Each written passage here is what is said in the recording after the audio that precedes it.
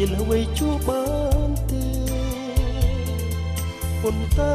ពាក្យស្នេហ៍មិនអាចកើយទេដូចជាខ្សែទឹកហូរហូរទៅឆ្ងាយរឿងកុំហូបពីអតីតសូមអូនឈប់គិតទៅណាថ្លៃស្នេហ៍ដែលឈឺចាប់មិនទាន់បាត់ពីហារតីបងសូមជួបជាថ្មីហួងពេលហើយពីស្អីបងព្យាបាលដួងចិត្តឲ្យចូលណៃស្នេហ៍យើងពិតនិស័យ